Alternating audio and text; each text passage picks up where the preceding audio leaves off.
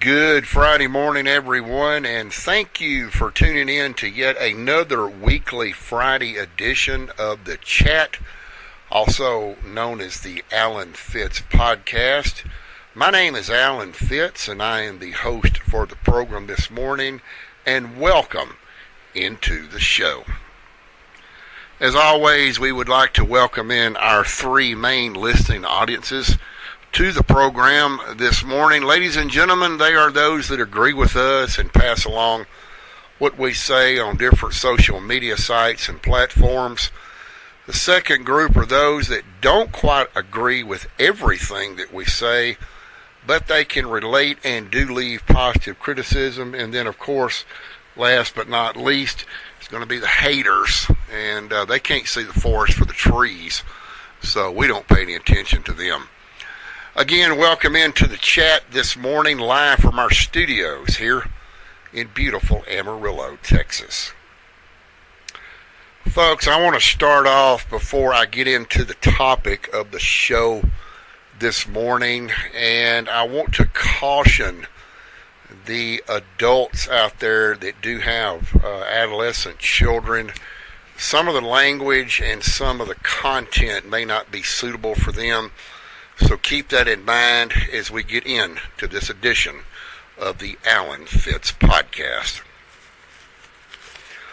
For many, many years, I have wanted to expose these two individuals, and while I had the chance to do it at the hands of a hot microphone on a radio station, or actually several radio stations, for that matter, I decided that the listening audience just wasn't big enough to expose this situation. However, now that I have the podcast, I have came to the conclusion that I have decided to literally tear both of these people apart and warn our listening audience to beware of one of these people. There's actually two of them, but the other one is in the ground in Deep Creek, Virginia, so she has a dead voice, and we'll get into a little bit about that before the podcast ends for this morning. The individual in question that I'm referring to, her name is Brenda Leigh Johnson, and her middle name is Leigh, L-E-I-G-H, Brenda Leigh Johnson. And she currently resides on the eastern shore of Virginia in Accomack County. Now, I'm going to tell you a long but true story behind Brenda L. Johnson. And I want you to listen to me very closely. And this is, I've talked about on several occasions of the chat, that we live in a different generation of time. However, this person that I'm referring to has literally crossed over from one generation to the other. And I'll tell you folks, this is an intense podcast I'm about to do on this female subject from Accomack County. Before we get started, I just want to say that her mother, her name is Jo Hemstetter. Her and her daughter have wreaked havoc on the eastern shore of Virginia for many, many decades. Law enforcement has been called out to their house. There's been family disturbances.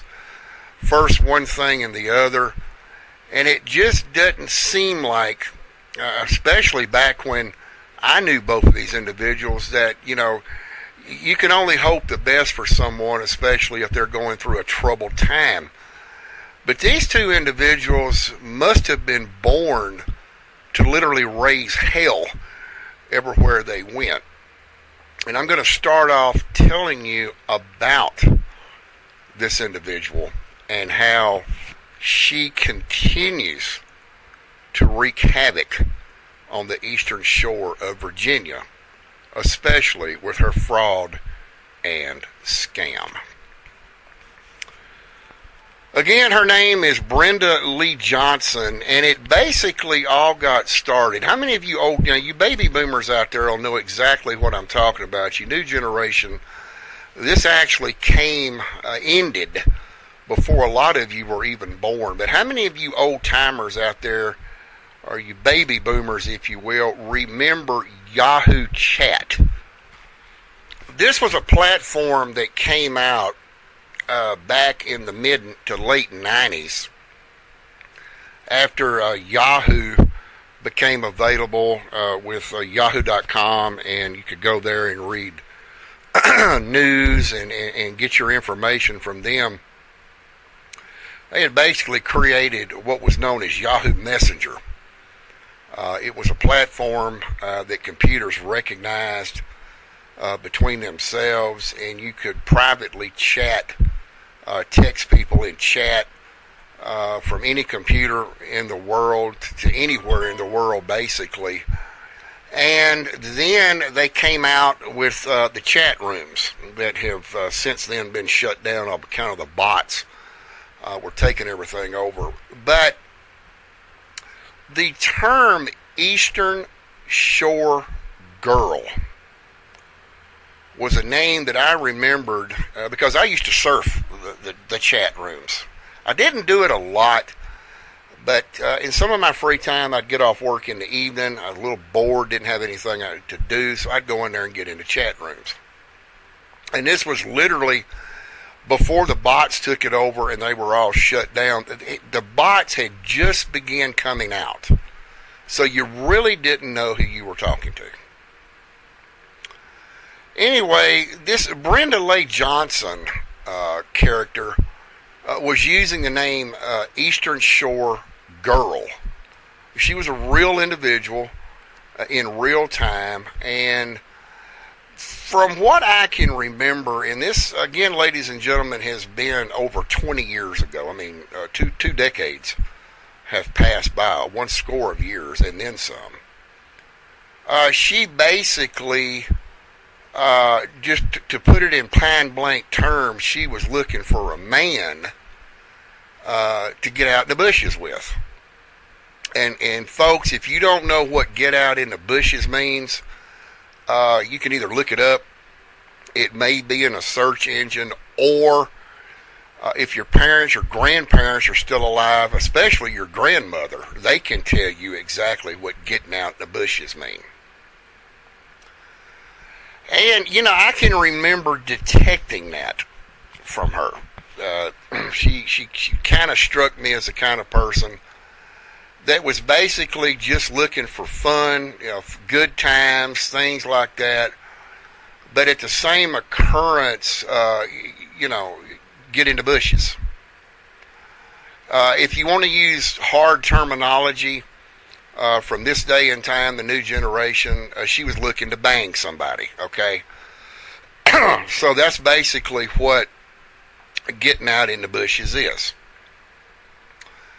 So this woman decided that Childress, Texas, which is down in the southern lower valley here in the Texas Panhandle, roughly a little less than 2 hours southeast of Amarillo, drove herself to Norfolk, Virginia, from the Eastern Shore.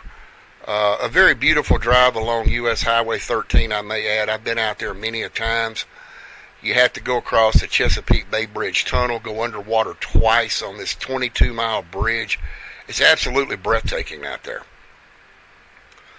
So she boards a plane, tells me that she is coming to Amarillo, and she flies in from Norfolk, Virginia to the Rick Husband International Airport here in East Amarillo. Go and pick her up from the airport. We drive back to Childress, and I was renting a beautiful, absolutely gorgeous red stucco house, which it actually is still at Avenue G, right off of Highway 287 in the northern portion of Childress. Dale Summers was the man that I was renting that from. Mr. Summers has passed away at the before the recording of this broadcast, actually, many, many years ago. Anyway, to get back to the story, Brenda just fell in love with the house. She was exhausted from her plane trip and decided that she needed rest, and that's fine. That's understandable. She got up the next day, and within a couple of hours of going out job seeking, she found a job at a restaurant in Childress that is still open today. And the name of that restaurant, I want to give these folks a free plug on the podcast. Fine folks that operate this restaurant. It's called Dawson's Family Restaurant. It is also in the northern portion of Childress along the Route 287. As a matter of fact, she didn't come in till about mid-afternoon because they hired her on the spot as a waitress, a server at that restaurant. Now this actually, I'm getting ahead of myself on this. They hired her, but she did not start work that afternoon. She had romped around Childress looking for jobs and found it. But what actually had happened on this is she told these folks that she needed to go back home and get some things, that she lived out in Virginia and was going to move to Childress. So they allowed her time to actually, the third day she was there, I took her back to the Rick Husband International Airport here in Amarillo. She flew back to Norfolk, went home, and within 3 days she had drove herself back to Childress. The next day, she was tired, but she went to work as the waitress at the Dawson's Family Restaurant. Later that afternoon, and I was not aware of this situation. I didn't know this woman basically from Adam, but she had a lot to hide. And I was also working in Childress, but my shift, I did not get in till a little after 5 o'clock in the evening. So I had came in and I saw something that I've got to admit, ladies and gentlemen, I've never seen in my life. There were candles that were placed in a circular formation on the living room floor as you walked in the front door of the red brick stucco. And there was a picture of a little boy and a little girl, and you look a little bit further and Brenda Johnson is passed out drunk on the floor holding a half a gallon of vodka in her hand. I was able to eventually wake her up. She gets into a sobbing moment that she left her kids behind. Now, folks, I want you to understand something. Brenda Johnson was a fraudster back then, and she's still a fraudster now today, presently. But don't you think it's strange for a woman that is going to drive over 1,000 miles from one end of the country down to the Texas Panhandle and hook up with a guy, and that guy being me, never revealed that she had children? She just took off and left the children behind. I was not able to really get her to tell me much. She passed back out. I decided that she appeared to be in some type of medical distress, even though she was highly inebriated. And the police from Childress Police Department came out, and an ambulance came out, and they rushed her to the hospital. One of the Childress police officers walked up to me and asked me what was going on, and I told him what I just told you folks. Came in from work, all this stuff laying on the floor, drunk, passed out. They wanted to take a look at this. So I let the officers in the front door, and they looked down at this, and they looked up at each other and kind of shook their head no, and said, "Sir, we're sorry to have bothered you. We hope you have a nice evening." Well, you know, ladies and gentlemen, I was kind of dumbfounded. I had never seen this in my life. I did not know what it was. So she gets out of the hospital. She finally sobers her butt up. And I got to go back to Virginia. I got to be with my kids. Okay, take off. She stayed gone roughly about 2 weeks. And she invited me to come out to the eastern shore of Virginia. I thought it was a great opportunity. I had never been to that part of the United States before. So I took off. And I drove all the way into North Carolina. Got tired, spent the night there. Got a telephone call on my phone the next morning, her asking me where I was located at. She was going to meet me in Norfolk, Virginia.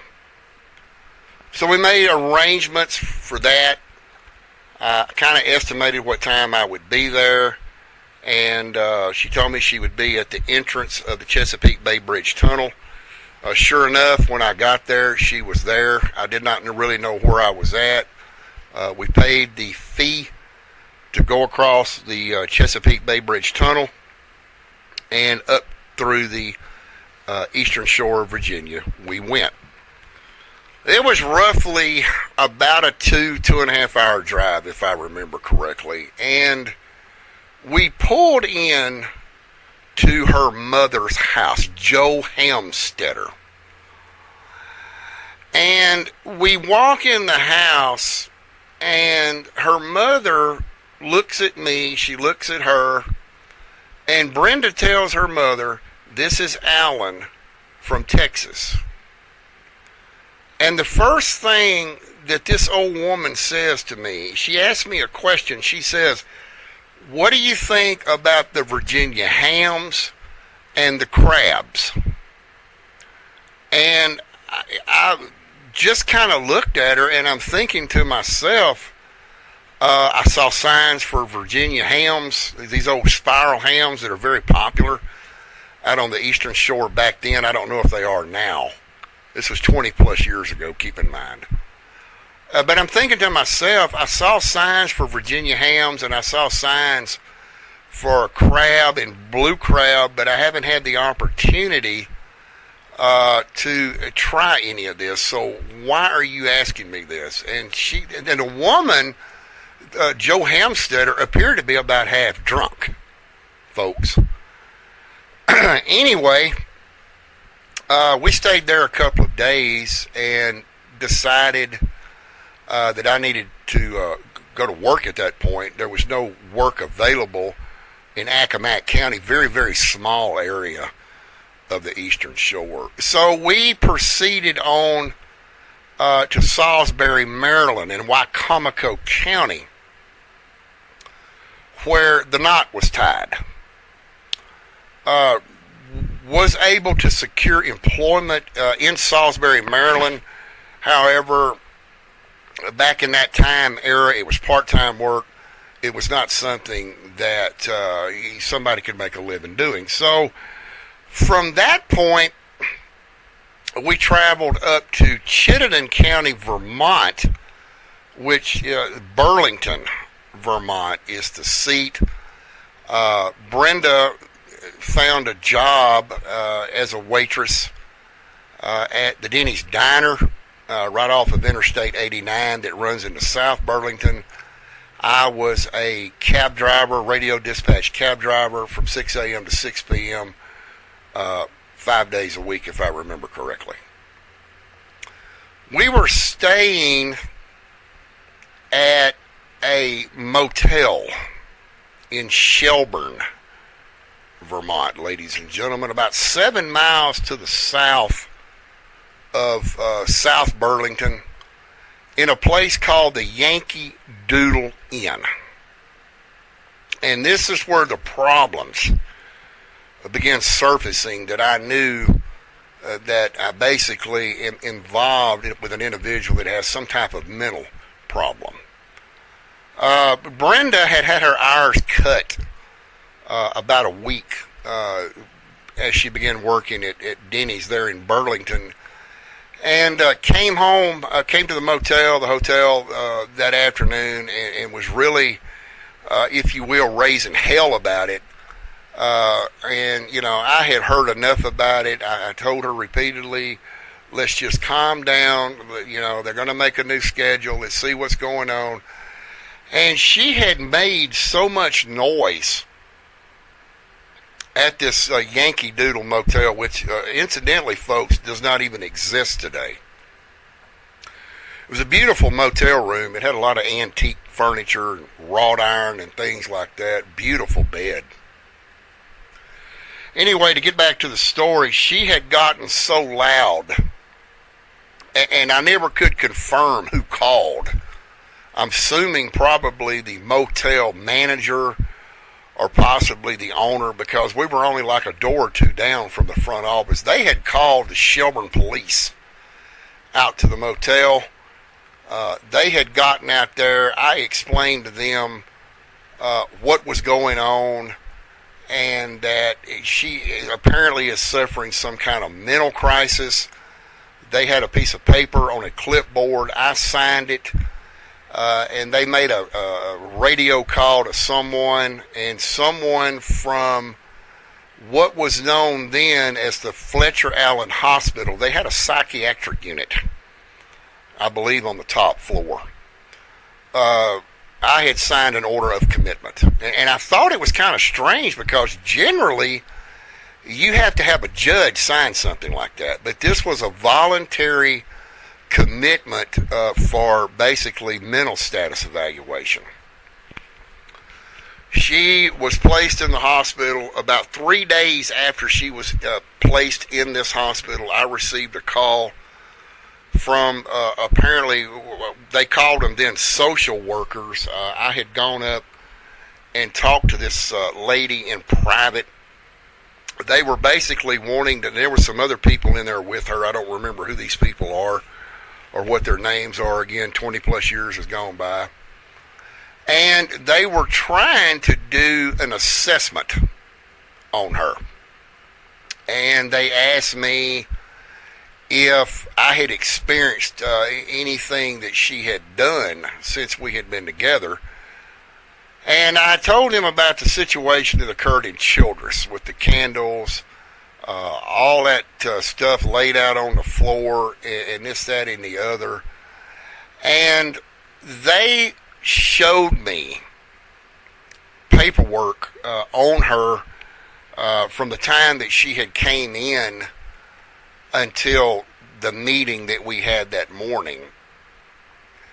And the diagnosis was severe bipolar disorder.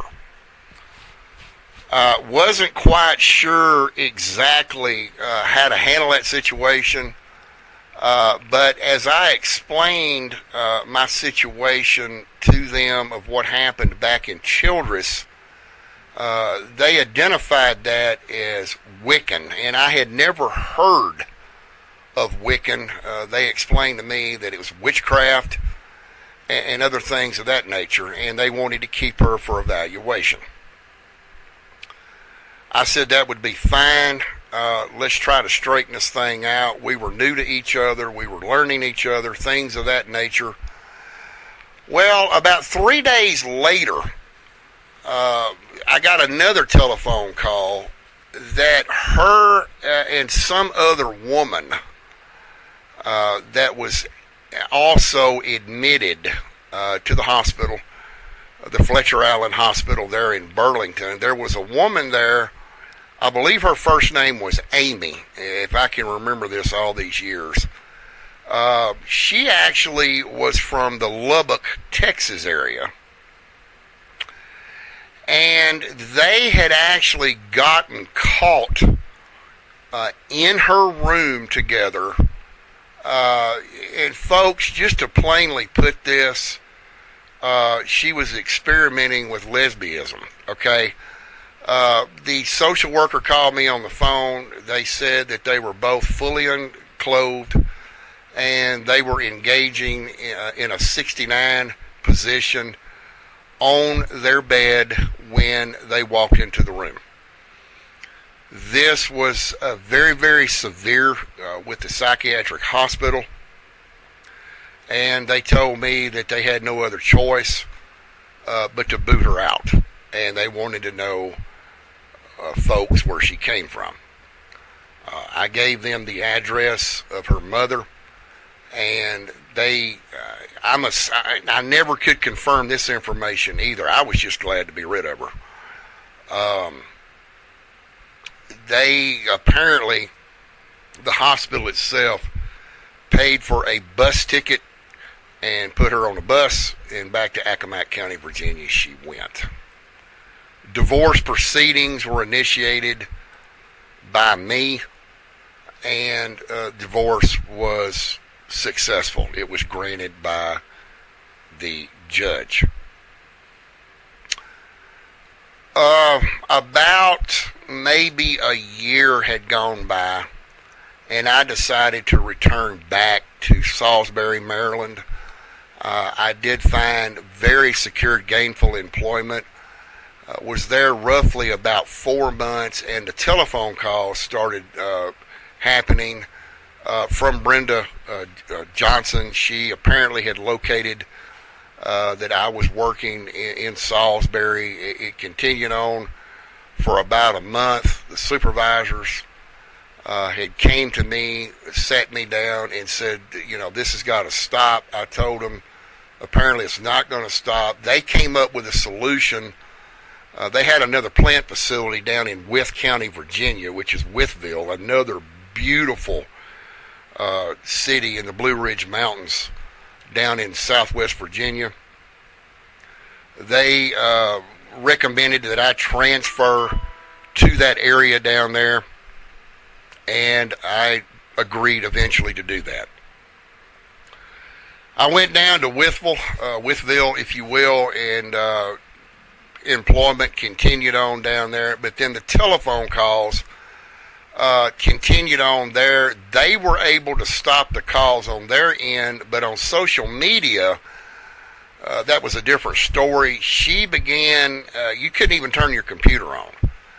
10,000 messages through Messenger, constantly wanting to find out what I was doing, constantly wanting to chat, constantly this, constantly that.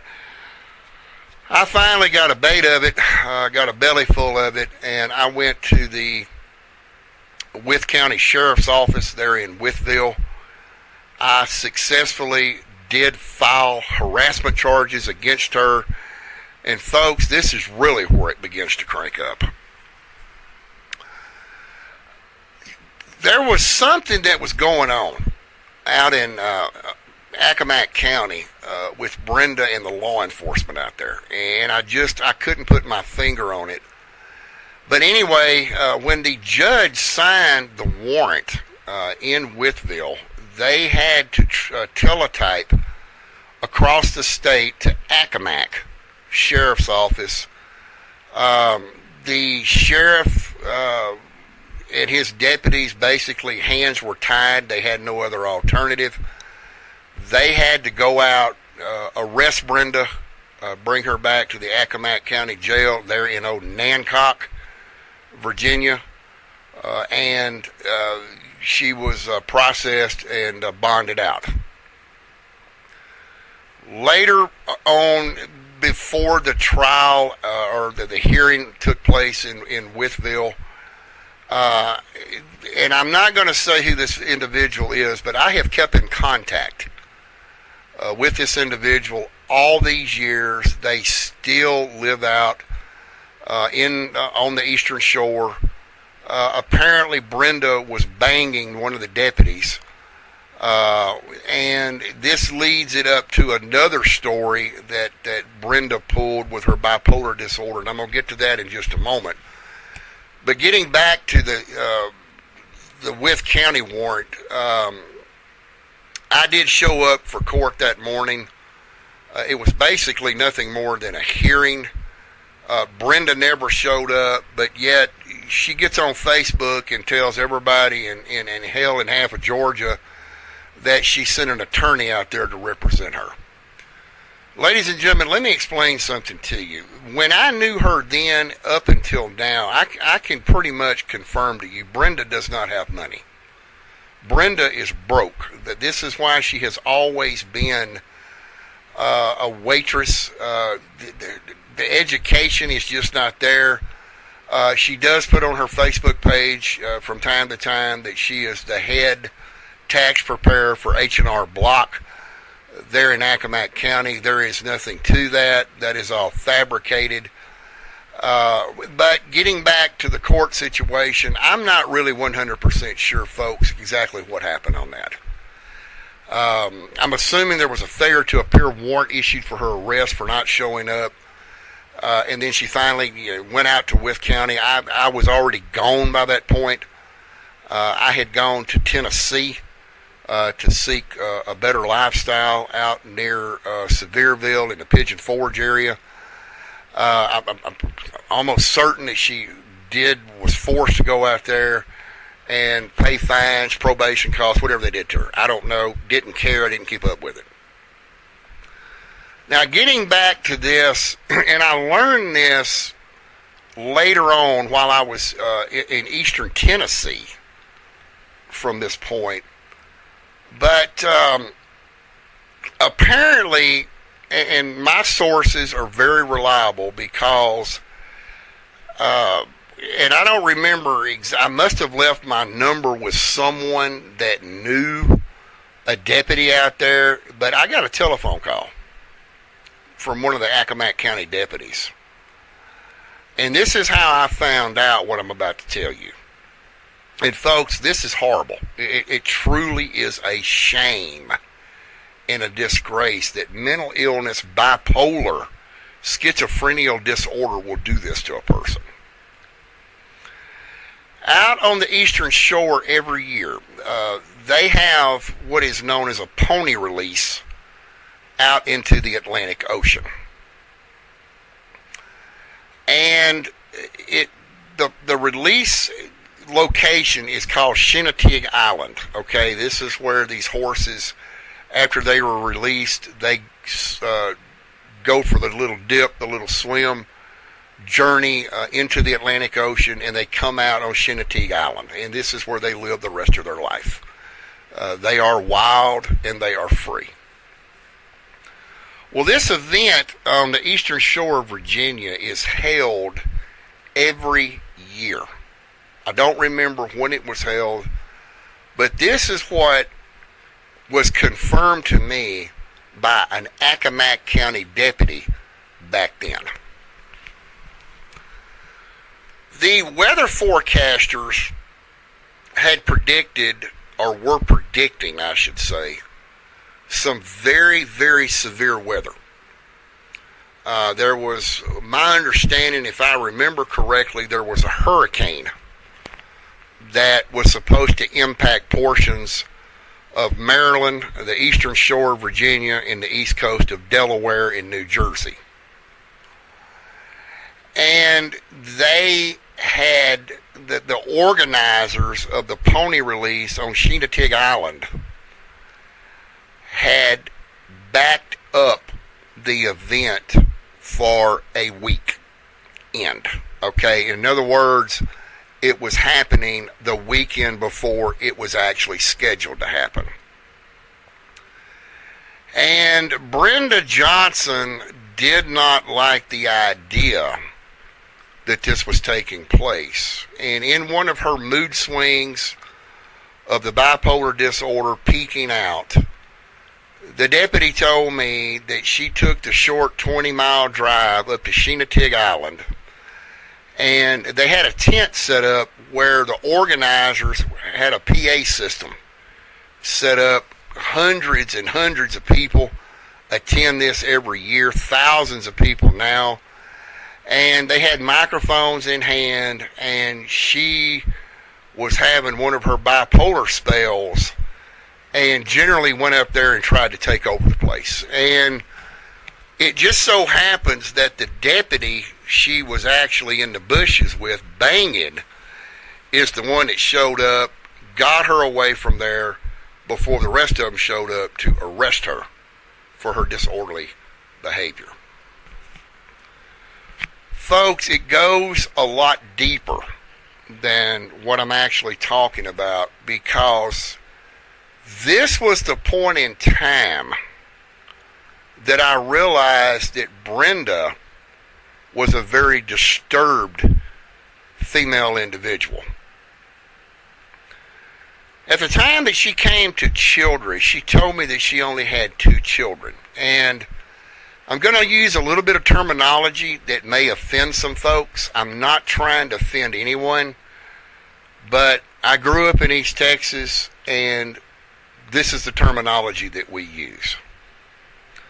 Brenda lied about having 2 children. In fact, she had 3. Okay? The first man that she got in the bushes with was a rice head from Indonesia. Now, the terminology that I'm wanting to use, folks, I can't say on the podcast, but it's the rice and you drop the F-bomb, okay? So she got in with this Indonesian rice head, and she had 2 bastard children. And yes, you are hearing me say that correct. Bastard children. This is a terminology, for those of you that do not know, is to have children out of wedlock. They are referred to back where I come from as bastard children. She had a son and she had a daughter, but this was the second and third child. This was David and Sarah. The first child was a daughter, Samantha, and this was from her prior first marriage from the Eastern Shore of Virginia in Accomack County. We did confirm that with the clerk of court in Accomack County prior to the recording of this podcast. That child also was a bastard child born out of wedlock. So before I met her, she's already had 3 children, and we confirmed the reason that she was not in either relationship was because of her bipolar disorder. She would pull the same stunts that she pulled in Childress, Texas. She would go out, she would get drunk. She would go out and have these raging fits in the community, embarrass herself, embarrass Joe Helmstetter of Deep Creek, and all of this went on. And she basically, from the Eastern Shore, had ran out of soap. And for those of you that may not understand what that terminology means, running out of soap is a term that was used years and years ago. Actually, my grandmother from East Texas, when she was alive, she would talk about old gals that ran out of soap. What that means is that it's a woman that has been in the bushes over and over and over. And let me go ahead and clarify something, folks. Brenda is loose, okay? She's very loose. She's probably loose to this date. But her being loose like that, back in that time era, and basically banging every Tom, Dick, and Harry out in the bushes, The terminology running out of soap means no other man wanted either to be with her or to be around her because of her tendencies. So basically, the vibes that I got from her when I met her is that, yeah, she was a single gal with 3 kids, and she was possibly looking for love, but she was definitely looking for a good time. And if that good time came to be a relationship, so be it. She would go for it. But backing up to what I said earlier on the podcast, there's something wrong with Brenda Johnson for her to pack up again and hop a plane from Norfolk, Virginia to Amarillo, Texas, and then be driven to Childress, Texas, and leave her children behind. Yes, it was traumatic for her. But at the same time, I was told at then the Fletcher Allen Psychiatric Hospital, which now I believe is University of Vermont Medical Center, there in Burlington, that Brenda was also diagnosed as a sex maniac. Ladies and gentlemen, you are hearing me correctly. A sex maniac and a person with confirmed diagnosis of bipolar disorder, that's like throwing gasoline, a match to gasoline on the ground, a lit, struck match to gas on the ground. That's an explosive reaction that you're going to have. Brenda goes back to Accomack County from Burlington. Again, she was arrested for harassment. Again, I don't know how that panned out. Then, as time went on and she found out that I was no longer in that part of the country, she begins bothering a woman from Center, Texas, that had prior relations with me. She began harassing her constantly. She couldn't even get on Facebook because Brenda was always there, waiting on her to come online. Where is he at? What is he doing? Now, when you think about where is he at, what is he doing, that kind of reminds me of maybe some people back on the east side of the state that just can't go one day without having to know where I'm at, what I'm doing. It's a disorder, ladies and gentlemen. So as all of this is transpiring, I move on. I don't even remember where I went. It's been too many years ago. But I keep hearing about Brenda. She has gone back to work at some restaurant or restaurant bar there in Parksley, Virginia, Deep Creek, Onancock, wherever she is working at, and waiting tables and using tip money to go purchase alcohol. She is intoxicated every night. She's living with her mother. Her mother is also, and like I said at the beginning of the podcast, when I first met her mother appeared to be about half drunk. I start talking with some people that I snuck off of her friends list when she was at work one day, wrote those names down, got in contact with some of these people back on the eastern shore of Virginia. I believe all of them confirmed that her mother, this is another term that a lot of you people may not understand. Joe Hampstetter was a SOT drunk, S-O-T, SOT. For those of you that don't know what a SOT drunk is, that's somebody that stays drunk all the time. Start drinking from the time they get up till they go to bed at night and pass out. In our title, I had mentioned something about fraud and scam, okay? And I want to get around to that, like I said at the beginning of the podcast. And I want to talk a little bit more about Joe Hamstetter, okay? Joe Hamstetter had a criminal background. Her criminal background was pretty much like Brenda's criminal background, like mother, like daughter.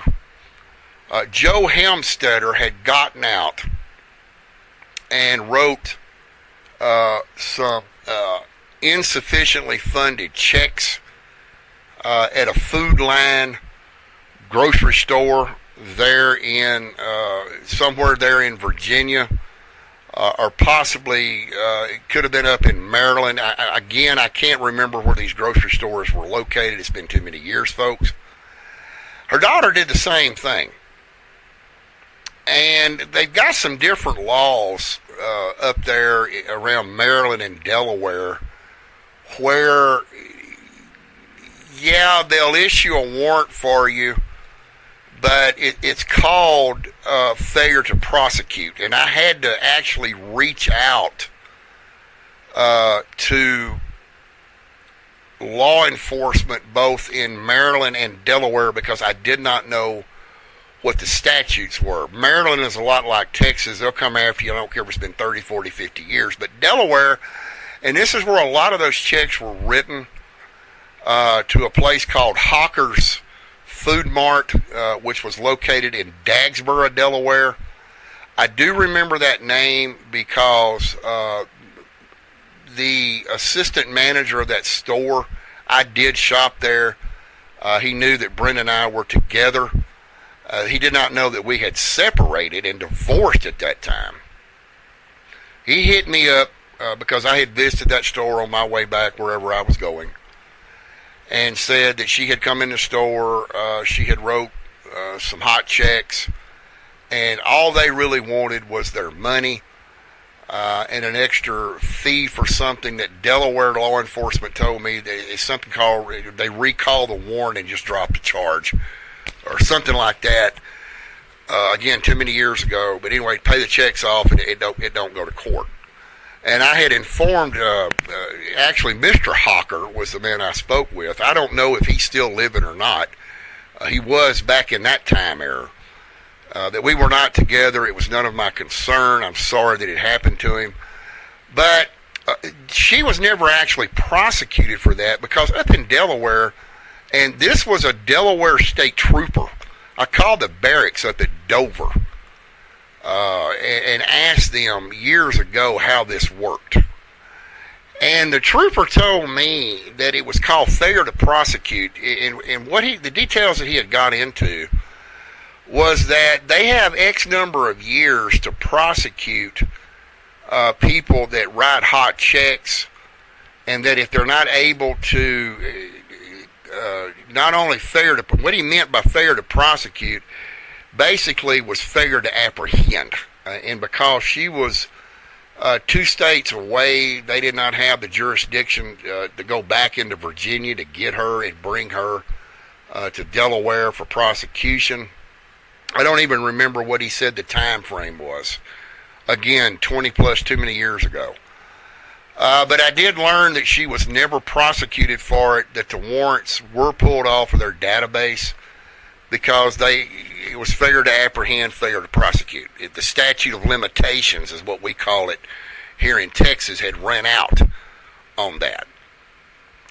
Not such the same story for the mother. The mother had been in the Accomack County Jail several times for basically writing hot checks, petty theft, drunk in public, public drunkenness, being a nuisance, things like that. And between her and her mother, they were basically just a nuisance in Accomack County. Had I have known all of this, and stupid me, ladies and gentlemen, I should have asked more questions. But when I found out that this woman had left 2 very small children over 1,000 miles away when she flew into the Rick Husband International Airport here in Amarillo, It didn't dawn on me at first because, number one, I don't have children. I've never wanted children, and I surely don't care about children at my age now. But it didn't dawn on me that, wait a minute, this is a mama of some rise-headed children. And I guess overnight, something must have come to me, because when I woke up the next morning, ladies and gentlemen, I'm thinking to myself, not only is this wrong for this woman to have done this, it also could be construed as either illegal and or she got some kind of mental problems. And Fletcher Allen Hospital then confirmed all that to me. To date, the only thing that has changed about Brenda Lee Johnson is she's gotten older. She does try to intimidate men by dyeing her hair red. You know, I don't know what it is about guys and red-headed women, okay? I'm married now, I could care less. But she seems to put up a front with people on the eastern shore of Virginia, from all the way from Norfolk up to the Virginia-Maryland line, and even Shenandoah Island. I mean, somebody to go berserk and ballistic and try to take an event over because she doesn't agree that it's a week early, and she's going to take it all over and do what she wants to, and avoided jail time for this. Ladies and gentlemen, that's a miracle. But it did happen. She did avoid that time. Her mother was a different subject. Joe Hamstetter, and I hate to talk bad about anybody, especially if they're dead. And we are going to put up a photo of Joe Hamstetter's grave this weekend on our Alan Fitz Podcasting Facebook page. I do have that photo. It has not been photocropped. It has been AI analyzed. It is a genuine and authentic photo. Again, I don't like to talk about anybody that has passed on, but Joe Hamstetter made a mistake when I first met her. And that mistake was, and again, been too many years ago, can't remember what all was said, but Brenda and I got in an argument about something. I was not agreeing with what she said, and her mother heard it. It got kind of loud, so she decided to call the Accomack County deputies out to the house, thinking that Accomack County was going to do something about that. Again, Joe Hamstetter was fatally wrong in that situation, if that's the right word to use, because Accomack County didn't do anything. Law enforcement's not going to do anything to anybody if it's just verbal. And that's all it was with Brenda and I. It was just verbal. The woman, and folks, let me say it for the third and final time. I don't like talking about people, especially that are dead and gone. But Joe Hamstetter, and you can go back and look at alanfitz.com. You can go back and look. That may have already been taken down. I'm not 100% sure because I don't maintain that page constantly. I have an administrator that does that for me. But you can go back and you can look on our Facebook page. Look at this woman, okay? And I hate to say this, but she looks like the piece of the Polaroid you used to pull off from the back, the film, that ugly old film. Joe Hamstetter, and I've also got a picture that we're going to post of her sitting outside of her home with both hands up in the air, and she's completely and totally drunk, okay?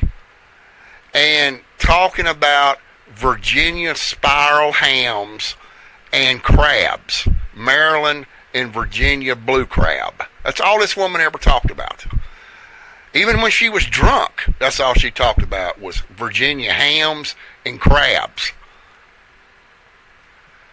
The woman is in a better place today than she was back then. She is laid to rest in Deep Creek, Virginia. And deep is the key word. She's deep in the ground. And that's where she needs to be. She was a pest. She was a nuisance on the Eastern Shore. And now she's gone, and people don't have to deal with her. I certainly don't have to thumb through social media and ever look at any pictures of her again. I'm glad she's gone. She was a nuisance. Maybe now where she's at, and I'm sure there's enough heat in hell that will cook those Virginia spiral hams and crabs that she always talked about. She's exactly where she needs to be. Now, I'm sure her daughter is going to get really riled up. Her bipolar is going to kick in, and she's going to get feisty, fiercely mad about this podcast. And she's going to make threats. Oh, I can board a plane and be in Amarillo. You won't be there. I'm going to come say to you what I got to say, folks. We're not worried about it here in Amarillo because Brenda Lee Johnson is not going to do anything. Brenda Lee Johnson is a bipolar, schizophrenic female that needs to be locked up in a psychiatric hospital and needs to be put on medication that knocks her out 23 hours a day. She does nothing but get drunk, chase after menfolk, get in the bushes with various men, and all she's looking for is a good time. Now, this podcast is going to go a little bit more than an hour, but I've got something else I want to talk about before we end the podcast. Soon after we divorced, it wasn't very long at all, Brenda Lee Johnson met a man by the name of Tom Reynolds. Now, I didn't know much about Mr. Reynolds. I said hello to him a couple of times through Yahoo Messenger and wished him good luck and left it at that, ladies and gentlemen. On his Facebook profile, if I remember correctly, Tom said that he worked at NASA, somewhere there close to the Eastern Shore. I don't know if he was down around the Norfolk area. I haven't researched any information back then to even know where the NASA base was located. Okay? He could have been in Washington, D.C. as far as I'm concerned. I don't know where he was at. But Brenda suckered him into marrying her as well. And this marriage went on for a few years, and Brenda Lee Johnson beginning showing her true colors once again. Yes, after their divorce, Tom, no, we did not keep in touch, but Tom remembered my name and Tom got in touch with me through Facebook. Mr. Reynolds told me that that was the craziest woman that he had ever met in his lifetime, and that he would never make the mistake of marrying again. Again, Brenda Lee Johnson, a complete, total nuisance on the Eastern Shore of Virginia. Fraud and scam is her middle name. So with that being said, any of you single guys out there that are up in your late 50s to early 60s, do not be fooled by this scam artist. Brenda Lee Johnson, again, was confirmed, diagnosed with both bipolar disorder and schizophrenia. She still, to this date, is a drunk. There's a difference between a drunk and an alcoholic, ladies and gentlemen. A drunk doesn't have to go to meetings. She actually did go to Alcoholics Anonymous when she was kicked out of the Fletcher Allen Hospital in Burlington, Vermont. And she got kicked out of Alcoholics Anonymous there on the Eastern Shore in Onancock, because all she talked about was getting drunk. And from what I understand, people in Alcoholics Anonymous don't want to hear about that. These people are trying to change their lives. They are trying to get and remain sober. And for someone to come into their organization and talk about, I just love getting drunk and yada yada this, yada yada that. Again, a pitiful, sad situation. It takes an individual that's pretty uneducated or a lowlife to get kicked out of Alcoholics Anonymous. That is a crying damn shame, ladies and gentlemen. But again, to all you single guys out there, if you happen to run across this woman on social media, you happen to run across her in person, stay the hell away from her. She's trouble. She will steal you blind. She will get drunk on you. She will get out in the bushes on you. She is a practicing Wiccan, bisexual, witchcraft Wiccan, and she will wreak havoc on your life. Stay away from her. I look back on this situation and thank the Almighty above for allowing me to divorce this woman. Again, she is schizo. She's nuts. Stay away from her. She needs to be in the world on her own and left alone, not harassed, not molested, not bothered. She lives in her own world. And soon, hopefully, she can join her mother in her mother's eternal world as we speak. And with that being said, that will wrap up this weekly Friday edition of the chat. Coming up next Friday, we're going to get intense once again. We're going to be talking about a Texas Panhandle nuisance known as the Texas Panhandle Updates. This is absolutely an inconvenient truth to the readers of this platform. I'm going to break down who this individual is. I'm going to break down his Texas DPS criminal history from Hutchinson County, and I'm going to tell you why this individual acts the way he does.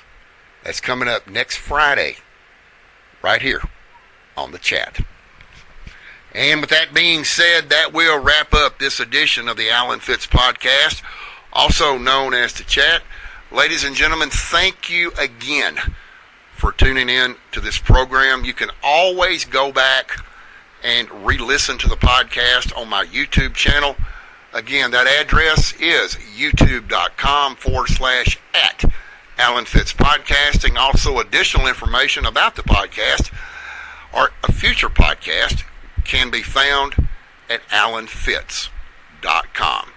So, my friends, until we meet again next Friday, this indeed is Alan Fitz saying have a great weekend. And from our studios, live in Amarillo, Texas, bye for now.